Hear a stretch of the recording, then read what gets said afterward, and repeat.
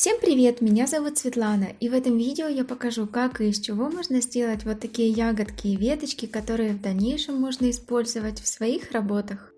Первым делом сделаем маленькие веточки, я их называю ягодками, и для работы нам понадобится тонкая флористическая проволока, я взяла сразу белого цвета, поскольку мои ягодки в основном будут именно в этом цвете. Если у вас нет проволоки в нужном оттенке, то ее можно просто покрасить. Еще нашла у себя разные бусинки, вот такие половинки бусинок, они бывают в разном размере и разного цвета. Это у нас будет серединка ягодки. Саму ягодку буду делать из детского воздушного пластилина, который застывает на воздухе. Ну и дальше все просто. Делаем шарик, сверху вставляем полубусинку, снизу проволоку и оставляем до полного высыхания. На этом ягодка будет готова.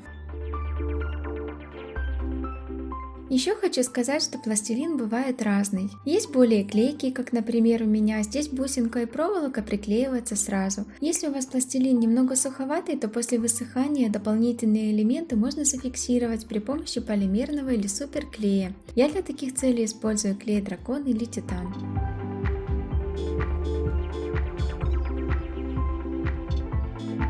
И вот такие ягодки у нас по итогу получаются.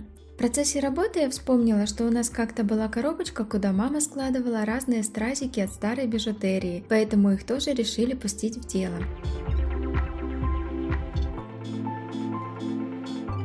Стразы имеют очень гладкую поверхность, которая плохо схватывается с пластилином, впрочем, как и полубусинки, которые похожи на капельки. Белые более шероховатые приклеились сразу. В этом случае после высыхания можно все аккуратно достать и приклеить на полимерный клей.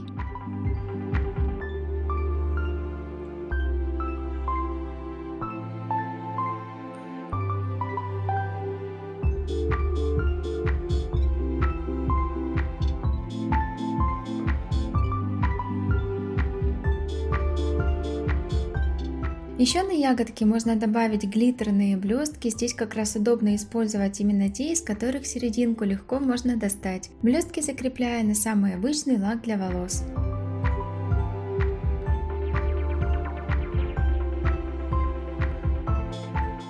Часть ягодок я решила сделать в золотом цвете, ну и поскольку такого пластилина я еще не встречала, поэтому будем красить. Ягодку собираем точно так же, но с одним изменением. После того, как мы отпечатали серединку, аккуратно ее вынимаем и оставляем все просохнуть. После чего окрашиваем ягодку в нужный нам цвет и вклеиваем серединку на место. Так она останется чистой и не запачкается в краску.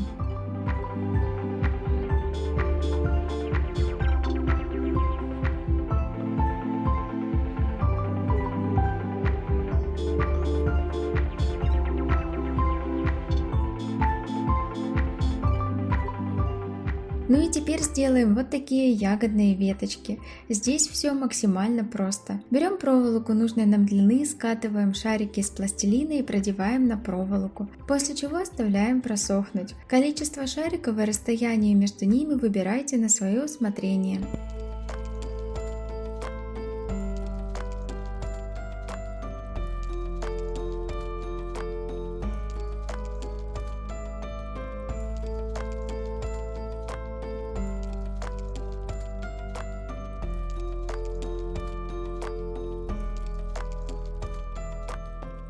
Часть веточек я оставила в белом цвете, вторую же часть покрасила в золотой. И точно так же при помощи лака для волос добавляю на ягодки блестки.